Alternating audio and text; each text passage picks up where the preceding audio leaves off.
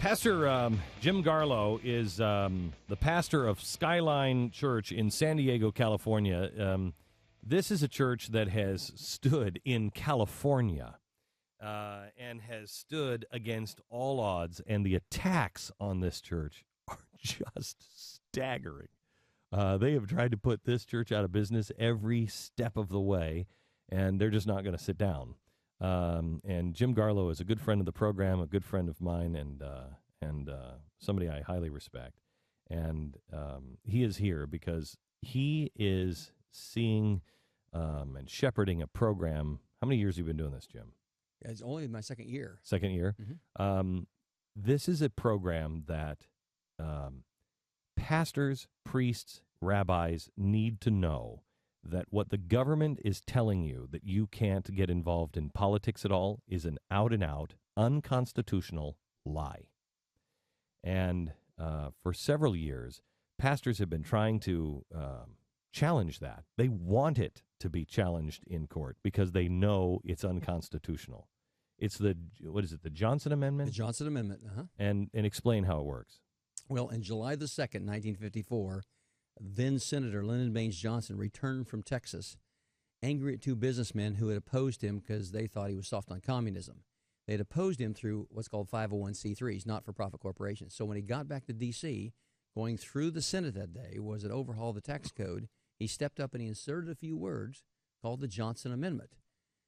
Now, later, his chief legislative aide would admit they didn't have churches in mind at all. They just had these two guys he was ticked off at.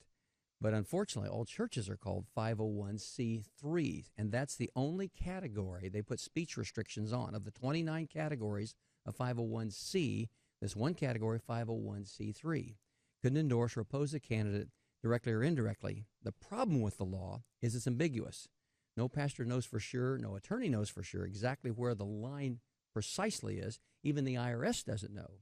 So the result is, over all these years, pastors have backed away out of fear of saying anything so-called political, and people in the pew have bought into the cultural myth of a false definition of separation of church and state, so pastors aren't speaking out on the issues. And another thing, they bought into a cultural myth that they thinking we as pastors somehow did an exchange. We'd agreed we wouldn't speak politically if we got tax exemption. It's not the case at all. The tax exemption comes from our founding fathers. The IRS didn't exist till about 1862 or so, but this tax exemption comes from our founding father, knowing that if the government can tax, the government can control, and the government can destroy. And so based upon that separation, there would be no taxation of churches. And we're trying to say there should be no governmental intrusion into the pulpit.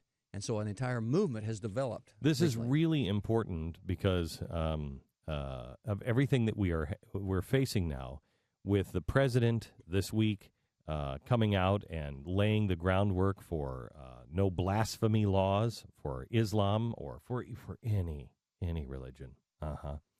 The way we are moving in the press this week, Slate has come out and said people don't understand the First Amendment and freedom of speech is overrated and the rest of the world doesn't agree with it and America needs to grow up and start moving the way the rest of the world. It is over if we control the speech of the pulpits. The pulpits are the most important thing, and quite honestly, Jim, I know when we first met, it was right before Restoring Honor in Washington, Yes. D.C., and you were one of the few that stood up. There were a lot, but you were one of the few that stood up, and you were bold at the time, and I hadn't seen a lot of bold preachers or priests or rabbis. They were being quiet. Now, a lot of them are standing up, and they're not being quiet because they know it's over if they don't, right?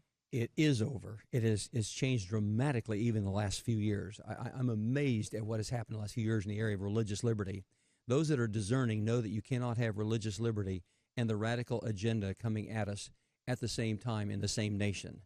If I'd have said 50 years ago, for example, that tearing up a baby in the womb is a bad thing, people said, sure, but they say it today, Pastor, you're too political. If I would say 30 years ago, well, the practice of homosexuality is not acceptable according to the Bible, people will say, yeah, but you say it today, Pastor, you're too political. If I say marriage is one man, one woman 10 years ago, they say, of course. Say it today, Pastor, you're too political. That line is sliding very rapidly. We'll be boxed in a corner. And there's nothing, if you can't, that's what a church is for.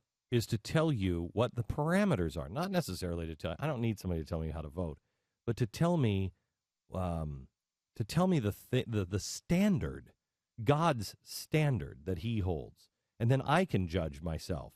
But you can't even talk about the standard. We're moving to a place where you can't talk about that standard because that's political, that is, racist or sexist or whatever. Well, the IRS would say we actually can. However, the myth is so blurry that now the people in the pew oftentimes have this wrong understanding and say, well, Pastor, if you're going to speak that way, I'll just have to find me another church, and I'll take my tithe check and go elsewhere. And so it is so blurry on what can be said. So consequently, the Alliance Defending Freedom, a group of 2,200 attorneys, rose up and hand-selected 33 pastors in 2008 to intentionally challenge the Johnson Amendment.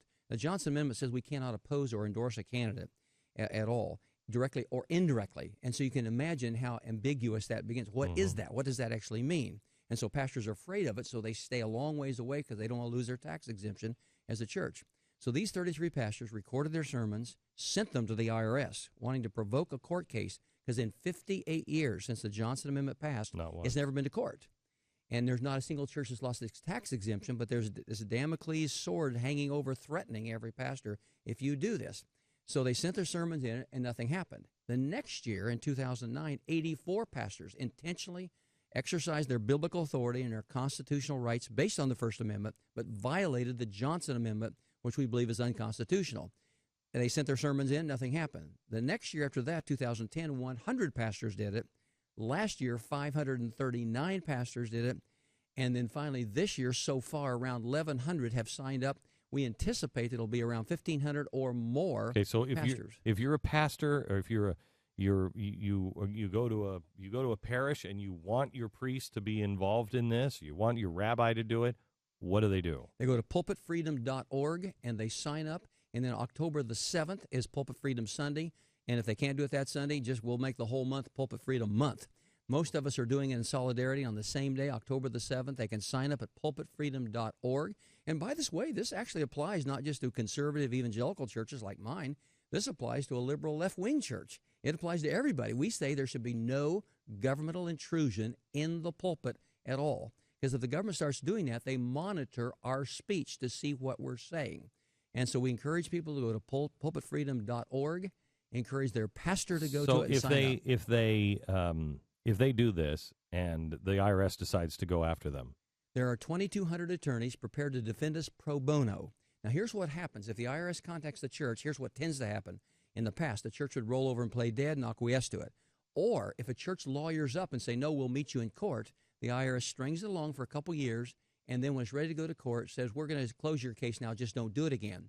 And so the Alliance Defending Freedom, this group of attorneys, is so adamantly convinced that this is unconstitutional based on the First Amendment that we're absolutely making it nationwide, very open, posting our names and sending in our sermons saying, sue us so we get this to court and get this defined and taken care of. So you don't have to worry about, as a church, you won't have to worry about it being strung along. The attorneys will do it. Exactly. The Alliance Defending Freedom with their attorneys all across America.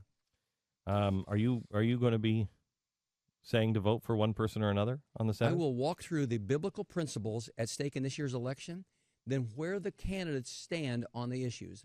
I'll identify exactly where each candidate stands. Then I'll say any follower of Jesus Christ, serious about following Jesus Christ, would not want to vote for a candidate who's intentionally defying biblical principles as applies to national life. Do you have a problem with that, Pat? Because our church won't even get close to that. No. I don't have a problem with that. I do have a problem with saying vote Mitt Romney or vote Barack Obama. Not a legal problem. I just don't want my pastor saying that. Well, the fact is, if somebody doesn't want it, they can just go to another church. Yeah. But we don't want the privilege taken away, the right of any of us. The issue is, who decides what a pastor says? Is it going to be the state ultimately, or is it that pastor in that church? Yeah. And we're contending, we're not even saying a pastor has to endorse or oppose a candidate. We're saying that's the decision the church and individual pastor should make. But the problem is that our churches have stopped saying, if you believe the Bible. I mean, there's my daughter said she went with a friend to a Catholic church that's run by a priest who was excommunicated by the Catholics. And I said, so did he start his own church? And she said, yeah, he started a new Catholic church. And I said, well, that's not a Catholic church. That's not a Catholic church. I don't have a problem if you disagree and you want to do stuff, but when you go to church, I don't understand the people who just don't buy into it. Why are you there? Why are you there? What are you getting out of it if you can't get somebody who's standing up there and saying, here's the principle, and here's how we apply it, and live your life according to these rules? Otherwise, what are you doing? I mean, how many people do you think go to church and who are just are going there because I don't even know. It's tradition. We're told that only 9%, according to surveys, only 9% of the people in the pew of a church know how to apply the Scripture to life. In other words, have a biblical worldview. That means 9 out of 10 do not. So how has this worked out for us over these last 60 years? Really Are any of our communities more righteous or less righteous? Well, no takers on their more righteous. So what has happened in the last 60 years as the pulpit has gone silent? We had this privilege in America for 166 years until it was taken away in 1954. And it was working very good at that time. Yeah, and look at how our world, I mean, some things have gotten better, but most things have gotten worse. And we're not talking just about so-called social issues. Some say, well, you're only single issues or dual issues like abortion and marriage. No, we're talking about economic issues because those are biblical imperatives. Think what would happen if 350,000 churches would have been saying to the electorate who are choosing the people who go to Washington, D.C. to represent us, thou shalt not steal from future generations. Do you think that would have had an impact on national debt? Of course it would. That's a moral, biblical issue.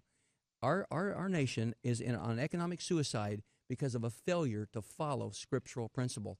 And the only source for biblical truth in our nation, the moral compass, is the pulpit, the Word of God. And that's been silenced for these last 58 years. Okay, go to pulpitfreedom.org and sign up. Pulpitfreedom.org. Talk to your pastor, your priest, or your rabbi, and have them speak up and challenge this. It has to be reversed. It has to. It has to be put to rest once and for all. Pulpitfreedom.org. It is Sunday, October 7th. Make sure that your church is participating. Quickly, how's your wife? My wife is doing much better. She's still in the hospital, coming out of a surgery recently. But we're moving on this journey, this cancer journey, and we're believing God's still going to touch her. It's come back 7 times in 5 years, so it's been a long walk here. But we're moving forward, and she's having some good days recently. That's why I'm able to be here. Well, if you want a good pastor, you want a good church to pray for, it's the Garlows at Skyline in San Diego. Thank you. Thank you so much.